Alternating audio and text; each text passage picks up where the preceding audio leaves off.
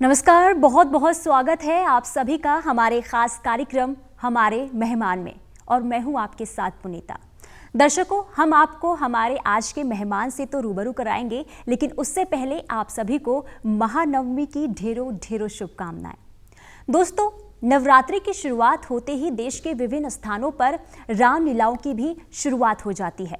रामलीला एक ऐसा रंगमंच है जिसकी प्रस्तुति हजारों वर्षों से चली आ रही है। ये सिर्फ एक नाटक नहीं, बल्कि जीवन मूल्य की खान है जो समाज को एक संदेश देती है। और हमारे साथ आज जो मेहमान हैं वो समाज को कुछ इसी तरीके से संदेश देने की कोशिश कर रहे हैं। हमारे साथ मौजूद हैं मदन मोहन जोशी जी, जो पर्वतीय रामलीला कमेटी के महासचिव हैं, जो उत्तराखंड के विभिन्न क्षेत्रों में रामलीला मंचन करवाते हैं और समाज को एक मैसेज देने की कोशिश भी कर रहे हैं। तो आइए उनसे मुलाकात करते हैं और बातचीत करते हैं। बहुत बहुत स्वागत है सर आपका हमारे कार्यक्रम में। Thank you ma'am. महानवमी की आपको ढेरों ढेरों शुभकामनाएं। आपको भी पूरे परिवार सहित। जी, आप ये बताइए कि आप रामलीला मंचन करवाते हैं जी। इस बार भी आप करवा रहे, क्या कुछ इस बार खास है रामलीला मंचन में? प्रभु राम का नाम लेना ही हर बार खास होता है। जी बिल्कुल। जहाँ तक मेरी जानकारी है, क्योंकि मर्यादा पुरुषोत्तम भगवान श्री राम श्री हरि विष्णु के साक्षात अवतार हैं और माँ लक्ष्मी जो कि सीता जी के रूप में उनके साथ है, तो जगत की जननी है। तो ये तो मैं नहीं कह पाऊँगा कि इस बार कुछ अलग खास होगा, अगले वर्ष से कुछ और खास होगा, क्योंकि राम श्री राम की महिमा मंडन जो हम करते हुए आए हैं, तो उसका प्रत्येक वर्ष, प्रत्येक दिन, प्रत्येक समय, प्रत्येक पल उसका अपना एक अलग अलग महत्व है। इसीलिए कोई दिन खास नहीं होता है। अगर प्रभु राम की कृपा है तो हर दिन खास है, हर पल खास है, हर वर्ष खास है। बिल्कुल, प्रभु राम की कृपा है तो हर दिन खास है। बिल्कुल आपने सही कहा। आप बताइए, कब से रामलीला मंचन करवा रहे हैं? ये पर्वतीय रामलीला कमेटी के नाम से हमारी पर्वतीय एक यहाँ पर संस्था है जो वर्ष 2010 से देहरादून में जो पर्वतीय अंचलों में होने वाली हमारी रामलीला है उसका मंचन यहाँ पर करती है, जो कि राग, रागिनी, दोहा, चौपाई, राधेश्याम, ठुमरी, खम्माज, विभिन्न तर्जों पर इसका हम आयोजन करते हैं, न कि डायलॉग से। आपने देखा होगा कि विभिन्न क्षेत्रों में भी रामलीलाएँ होती हैं, क्योंकि प्रभु का नाम लेते हैं, कोई किसी रूप में लें, कोई किसी रूप में लें, लेकिन हमारी जो एक रामलीला की ये खासियत है, ये विशेषता है कि हमारा जो संगीत है वो रागों पर आधारित होता है और भाषा अवधी होती है। अच्छा। क्योंकि भगवान श्री राम अवध के रहने वाले हैं, तो अवध ही भाषा हमारे यहाँ पर प्रयोग किया जाता है, जिसमें चौपाई है, राग रागिनी है, राधे श्याम है, दोहे हैं, ठुमरी है, खम्माज है, जय जयवंती है। इस तरह की हमारे यहाँ पर हम लोग यहाँ पर मंचन करते हैं इन रागों पर। अच्छा, तो पर्वतीय रामलीला कमेटी है, तो क्या जैसे आप उत्तराखंड के विभिन्न क्षेत्रों में करवाते हैं रामलीला मंचन, कभी ये सोचा है कि आप पहाड़ी भाषा में भी आप रामलीला? जी हाँ, बिल्कुल। हमने 2 बार पहाड़ी भाषा में, पर्टिकुलर कुमाऊं भाषा में, हमारे आनंद बल्लभ पापनी जी गुरुजी हमारे हैं, उनके द्वारा स्वयं रचित लिखित जी एक पुस्तक है, उसमें पूरी कुमाऊनी रामलीला है, मतलब कुमाऊनी भाषा में पूरी रामलीला है। उसका हमने अल्मोड़ा नंदा देवी मंदिर प्रांगण में 10 दिवसीय आयोजन किया गया है और बड़ा भव्य उसमें मंचन हुआ, और अल्मोड़ा की जो प्रबुद्ध जनता है उसके द्वारा उसको बहुत अच्छा सराहा गया, और हमारे पात्रों को भी काफ़ी उत्साहवर्धन वहाँ पर किया गया, और कमेटी को भी मतलब उन्होंने सर आंखों पर रखा कि आप इतना बढ़िया आयोजन कर रहे हैं और आपने इतना बड़ा ट्रांसलेट किया है, हिंदी को कुमाऊनी में पूरा इसको रूपांतरित किया है।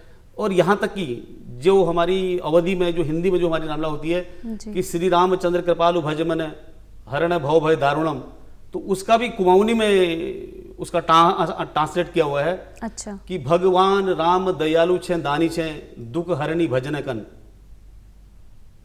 जी। कि भगवान राम दयालु हैं, दानी हैं, उनका भजन करो तो दुख को हरने वाले हैं। तो ये उसका सार है जो कुमाऊनी भाषा में। अच्छा, तो रामलीला मंचन जब करवाते हैं किस तरीके से तैयारियां पूरी होती है? किस तरीके से जैसे कलाकार होते हैं वो कहाँ के होते हैं? मैं आपको एक बात पूर्ण रूप से इस मंच के माध्यम से अवगत करा दूं कि हम विधानसभा सचिवालय के सारे उसमें लोग इन्वॉल्व हैं, जो पर्वतीय रामलीला कमेटी है, और कुछ अन्य विभागों के भी लोग उसमें हैं, और हमारे ही लोगों द्वारा वहाँ पर पूरा मंचन किया जाता है। और हमारे बच्चे जो हैं, अच्छा, जैसे मेरा बच्चा है, किसी और का बच्चा है, किसी और का बच्चा है, या जो हमारे जानने वाले बच्चे हैं जो उस भाव से वहाँ पर आते हैं, तो हम 1.5 महीना पहले हम लोग लगभग उसी विद्यालय में रिहर्सल करते हैं, और 1.5 महीने की रिहर्सल के बाद तब हमारा मंचन होता है। और कोई बैग उनको सपोर्ट नहीं दिया जाता पात्र को। जो जिस पात्र की अभिनय के रूप में मंच पर आएगा, अपनी वाणी को, अपने जो उसके गाने होंगे, अपने जो डायलॉग होंगे, वो स्वयं उसको वो बोलेगा। अच्छा। कोई ऐसा नहीं कि हाथ में डायरी लेके आ रहा हो और उसको पढ़ के वहां पर मंचन कर रहा हो, ऐसा नहीं होगा। उसको कंठस्थ याद होगा। और एक बात मैं इस आपके दूरदर्शन के माध्यम से अपने दर्शकों को ये बता दूं जी कि वर्ष 2019 में अमर उजाला समाचार पत्रिका द्वारा एक सर्वश्रेष्ठ रामलीला के लिए एक चयन समिति का गठन किया था। तो उस चयन समिति में देहरादून जनपद के लिए पूरा चयन था, और पर्वतीय रामलीला कमेटी धर्मपुर जो देहरादून में हमारी है, उसमें हमारे नकुल के पात्र, राम के पात्र नकुल बधानी और रावण के पात्र संदीप ढेला को बेस्ट राम और रावण का पुरस्कार, प्रथम पुरस्कार अमर उजाला द्वारा वर्ष 2019 में दिया गया है। उसके अलावा जी बेस्ट गायकी में और बेस्ट साज सज्जा में और बेस्ट हमारी सारी व्यवस्थाओं में भी हमको अमर उजाला द्वारा उसमें प्रथम पुरस्कार हमको दिया गया है वर्ष 2019 में। ये बहुत अच्छी बात है। इतने सालों से आप रामलीला मंचन करवा रहे, तो क्या लगता है इससे समाज में एक सकारात्मक सोच पहुंच रही है? जी जी बिल्कुल पहुंच रही है। जैसे मैं देखता था कि 2010 से पहले भी हम जिन बच्चों को जानते थे या जिन लोगों को हम जो जानते थे, जो हमसे उम्र में छोटे होते थे, तो वो दूर से ही ऐसे प्रणाम करते थे कि भाई साहब प्रणाम या अंकल प्रणाम। तो वर्ष 2010 से जब से हमने रामलीला का शुभारंभ किया, तो बच्चों में, बड़ों में काफ़ी एक सकारात्मक सोच आई है, एक अच्छी ऊर्जा आई है, एक अच्छे संस्कार उनमें आए हैं।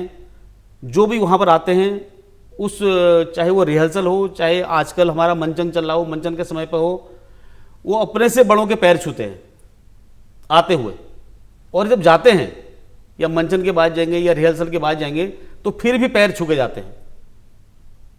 तो बहुत सारी इसमें मैं देख रहा हूँ कि काफ़ी परिवर्तन आया है। और इसी तरह से अगर मर्यादा पुरुषोत्तम भगवान श्री रामचंद्र जी का नाम जी अगर बार बार लिया जाएगा, बार बार मंचन किया जाएगा, तो हमारी दिशा दशा क्या, पूरा देश हमारा, पूरा संस्कार जो विहीन कहीं कहीं पर हो गए हैं, तो पूरे संस्कारित होंगे, ऐसा मेरा मानना है। क्योंकि प्रभु राम जो है हमारे आराध्य हैं, और मैं प्रभु राम का बहुत बड़ा भगत हूँ। तो चलिए, आपने कहा कि आप प्रभु राम के भक्त हैं, तो जानना चाहेंगे, दर्शक जानना चाहेंगे, रामायण का महत्व आखिर क्या है, रामलीला का महत्व क्या है? जी बिल्कुल, रामलीला का महत्व ये है जी। आपने, जैसे मैं एक छोटा सा आपको एग्जांपल दे दूं, अगर किसी घर में किसी व्यक्ति के 4 पुत्र हैं, तो क्या होता है, पिता के स्वर्गवास होने के बाद सबसे बड़ा पुत्र उस घर का उत्तराधिकारी होता है, उस घर का सेना होता है। जी। ये आप भी जानती हैं जी, और इस बात को आप मानती भी हैं। जी बिल्कुल। तो वैसे ही महाराजा दशरथ के 4 पुत्र थे, राम, लक्ष्मण, भरत, शत्रुघ्न। और महाराजा दशरथ ने कहा कि अब राम बड़े हो गए हैं, सयाने हो गए हैं, सारी शिक्षा दीक्षा में परिपूर्ण हो गए, निपुण हो गए हैं, तो मेरी चौथी अवस्था आ गई है, मैं बूढ़ा हो गया हूं, अथवा मैं राज्य का भार राम के कंधे पर देना चाहता हूं, मैं राम का राज्याभिषेक करना चाहता हूं जी, क्योंकि मेरा सबसे बड़ा पुत्र राम है। तो जैसे कि हमारे दर्शक भी जानते हैं, और मुझे बहुत ज्यादा बोलने की इसमें आवश्यकता नहीं है, और आप भी स्वयं जानते हैं कि कैकेयी और मंथरा के द्वारा, जो कैकेयी की दासी थी मंथरा जी, मंथरा के भड़काने पर कैकेयी ने राम को 14 वर्ष का वनवास और भरत को राज तिलक, राज्याभिषेक के लिए राजा दशरथ से पूर्व में दिए हुए 2 वचनों को मांगा। क्योंकि राजा दशरथ जो है सूर्यवंशी के राजा थे, झूठ नहीं बोलते थे। वो कहावत है ना कि रघुकुल रीति सदा चली आई, प्राण जाए पर वचन न जाए। जी।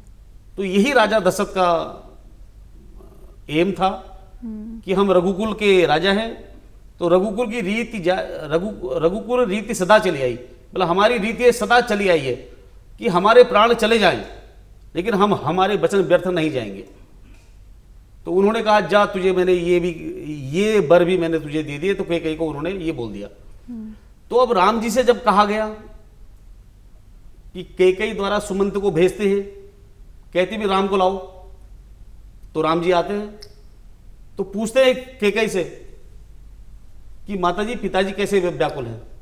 तो कहते हैं, मैं सुना दूं 2 शब्द।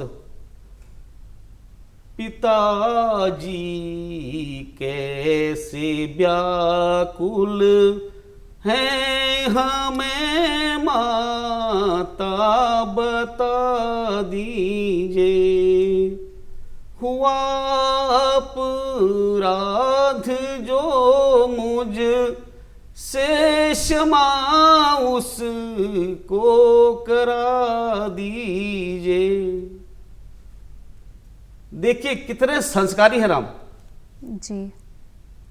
कह रहे हैं मेरे पिताजी क्यों व्याकुल हैं, क्यों परेशान हैं। अगर कोई मुझसे अपराध हो गया है, जबकि कोई अपराध नहीं हुआ था, मुझसे कोई अपराध हो गया तो हे मां मुझे क्षमा करें। अब तब कैकेयी कहती है कि कोई अपराध का कोई कारण नहीं है, तुम्हारे वियोग से राजा दुखी है, यह समझ लीजिए जी।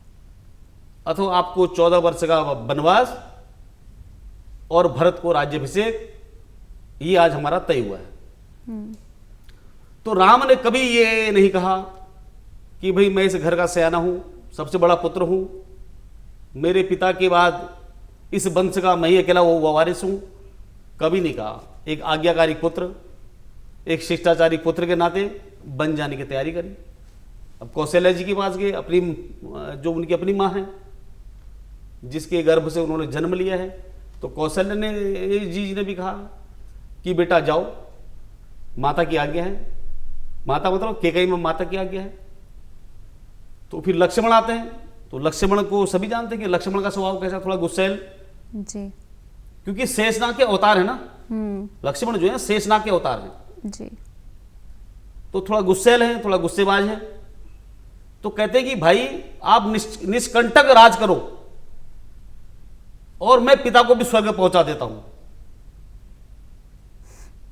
मतलब आपको राजा बनाने में अगर हमारे पिता बीच में आ रहे हैं तो मैं पिता को स्वर्ग पहुंचा देता हूं, आप राज करो। लेकिन राम तब भी कहते हैं नहीं, हमको माता पिता की आज्ञा है और हमको उनका वचन निभाना है। तो एक आदर्श राम, एक आदर्श भाई जी, एक आदर्श पत्नी सीता माता जी की तरह, और एक बिल्कुल हम जिसको कहते हैं कि जिगर का टुकड़ा, कि एक दूसरे का साथ नहीं छोड़ने वाला भाई लक्ष्मण, बिल्कुल, और पिता का आज्ञाकारी पुत्र। तो ये सब चीज हमको सीखने को इस रामलला के मंच से मिलती है। बिल्कुल। लेकिन जिस तरीके से आपने रामायण की कहानी ये बताई, लेकिन हम देखते हैं आजकल देखा जाता है भाई भाई में ही लड़ाई होती है। एक घर में भाई भाई रह नहीं सकते हैं। बच्चे जो हैं माँ बाप की बात नहीं मानते हैं। तो क्या जो रामलीला मंचन किया जाता है, इसके द्वारा क्या बदलाव नजर आएगा आने वाले समय में? निश्चित रूप से आएगा। मैं तो इस बात को दावे के साथ कह सकता हूं, अगर आप सच्चे मन से, सच्ची लगन से, अगर पत्थर को भी अगर आप पूछते हैं तो कुछ वर्षों बाद ना पत्थर में भी एक ना प्राण आ जाएंगे। अच्छा। और पत्थर भी कहेगा कि हाँ भाई मैं आपकी तपस्या से खुश हूं और जो आपने मेरी सेवा करी मैं खुश हूं, आपको क्या चाहिए आप मेरे को बताइए। देखिए कलयुग चल रहा है। बिल्कुल। और कलयुग का पाप कलयुग का जो नाश होना है वो ऐसी होना है। इंसान को काटेगा, जानवर को काटेगा, एक समुदाय दूसरे समुदाय को मारेगा। और अभी तो कलयुग का प्रथम चरण चल रहा है। अब हमारे रहते रहते पता नहीं कितने चरण आएंगे और हम उस चरण को देख पाएंगे तो संभव नहीं है। और हमारे जो वेद शास्त्रों में कालखंडों से कहा गया है वो यही कहा गया है कि कलयुग में श्री राम के नाम से ही आपका तारण होना है।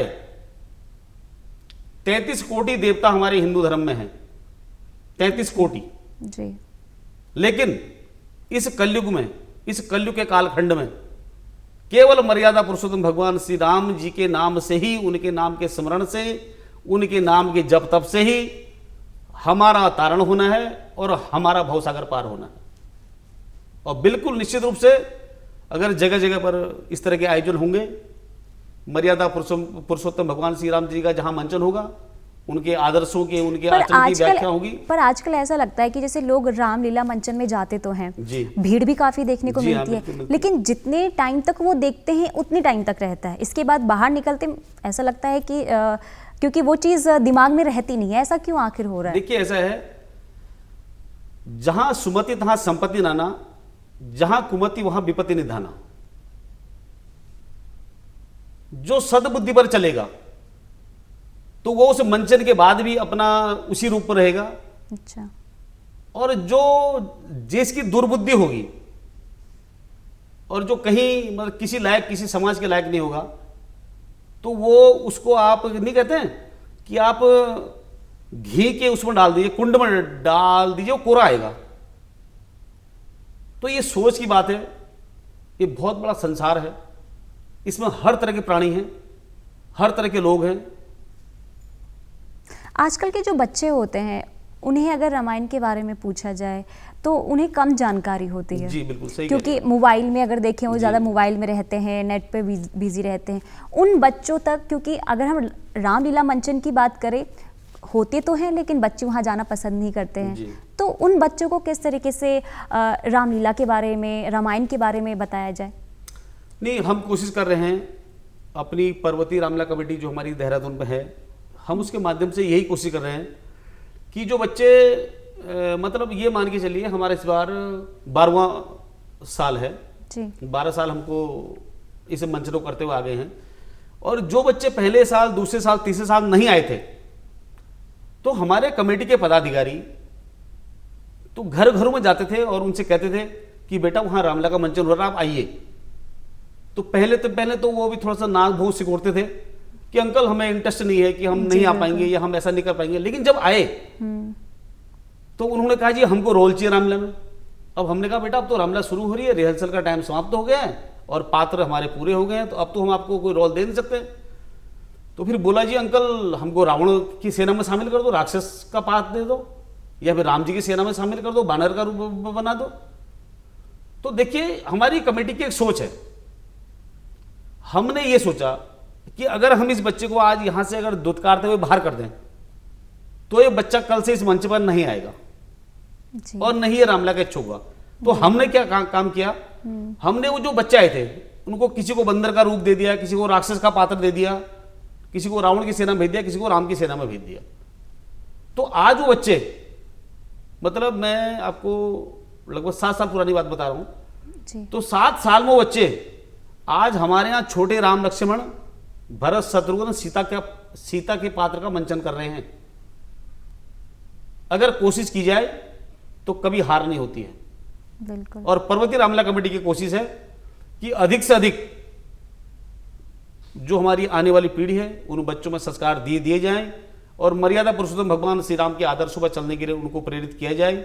ऐसे उनके अंदर कूट कूट के भरा जाए ताकि वो एक आदर्शवादी भाई बने, एक आदर्शवादी पति बने और एक आदर्शवादी पत्नी बने। तो इस तरह की हमारी एक छोटी सी कोशिश है। अब ये कहाँ तक रंग लाती है और कितना इसको, मतलब मैं चाह रहा हूँ कि मैं दूरदर्शन में आपके साथ बैठा हूँ, तो मैं आपसे भी इस बारे में निवेदन करूँगा जी कि आप जो हमारा अभी यहाँ पर इंटरव्यू चल रहा है तो इसको आप अधिक से अधिक इसको प्रसारित करें ताकि जन समाज में एक अच्छा संदेश जाए और जिससे कि हमारा समाज एक अच्छा समाज बने, एक संस्कारी बने, आदर्शवादी बने, सच्चा समाज बने, झूठ फरेब दूर हो और एक दूसरे की बुराई ना करें, किसी के दुख सुख में साथ दें। तो ऐसा संदेश मैं देना चाहूँगा। बिल्कुल। बहुत अच्छी बात आपने कही है। इतने सालों से आप भी रामलीला मंचन करवा रहे हैं, क्या आप में कुछ बदलाव नज़र आया है? आपने वहाँ से क्या सीखा है और कुछ ऐसा सारा आप हमें बताना चाहें जिसने आप पे प्रभाव डाला हो? वैसे तो कहने के लिए तो बहुत समय है, नहीं कहने के लिए तो बहुत सारी चीज़ें हैं जी, लेकिन समय का अभाव है। बिल्कुल आया है बदलाव, निश्चित निश्चित निश्चित रूप से आया है, बदलाव आया है जी। मैं उससे पहले राम को ना एक साधारण सा वो समझता था कि मतलब एक साधारण से मतलब राम है जैसे और हमारे देवी देवता हैं, तो मैं एक साधारण सा समझता था। तो जब मुझे रामायण पढ़ने का एक सौभाग्य मिला और फिर मैं कमेटी का महासचिव भी हूं जी, तो एक मतलब इच्छा हुई कि भाई आखिर ऐसी महिमा राम जी की क्या है कि जो हम हर वर्ष करते हैं। देखिए आपने देखा होगा ना, कोई त्योहार या कोई ऐसा मंचन हर वर्ष नहीं होता है, लेकिन रामलीला ही एक ऐसा मंचन है कि जो हर वर्ष होता है।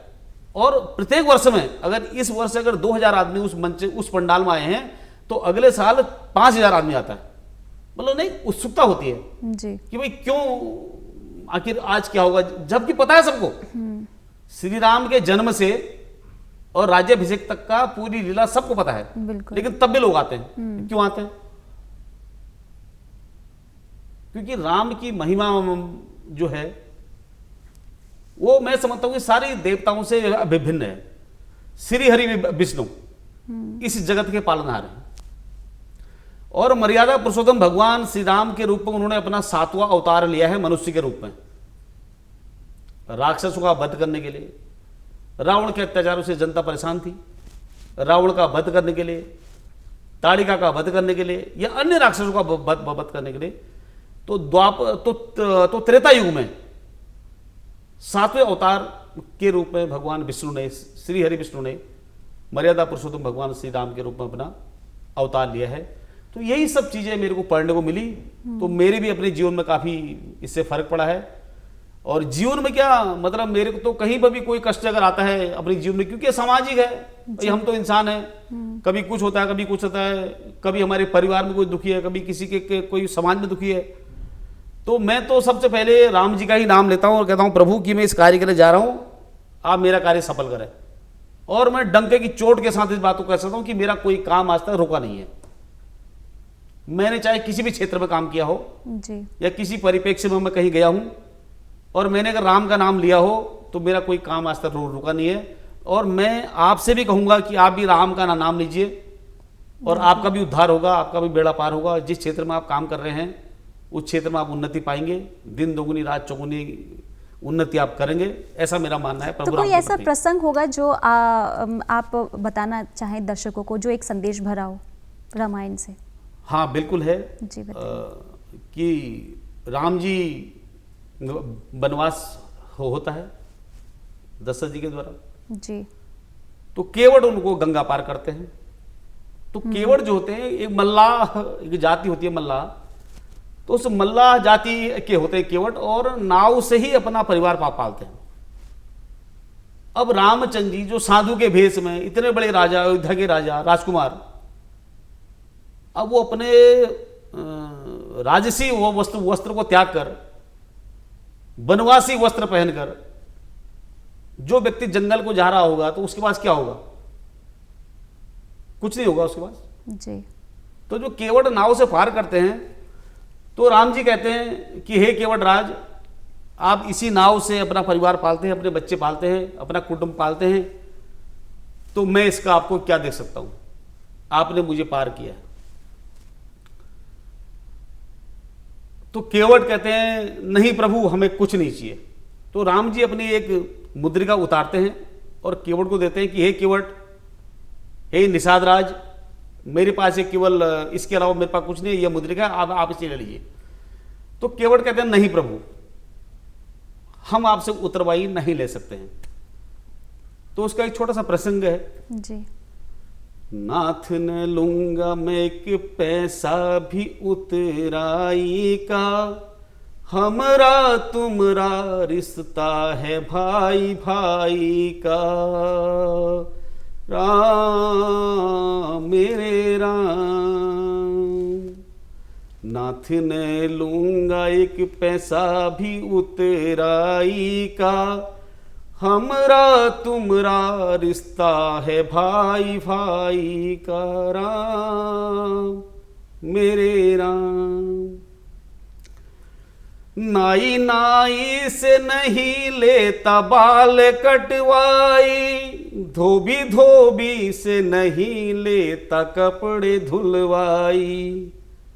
नाई नाई से नहीं लेता बाल कटवाई, धोबी धोबी से नहीं लेता कपड़े धुलवाई। तुम भी मल्लाह हो, तुम भी मल्लाह हो, हम भी मल्लाह हैं रघुराई। नाथ कैसे लूं मैं तुमसे ये उतरवाई। तो इस तरह का एक प्रसंग है जी।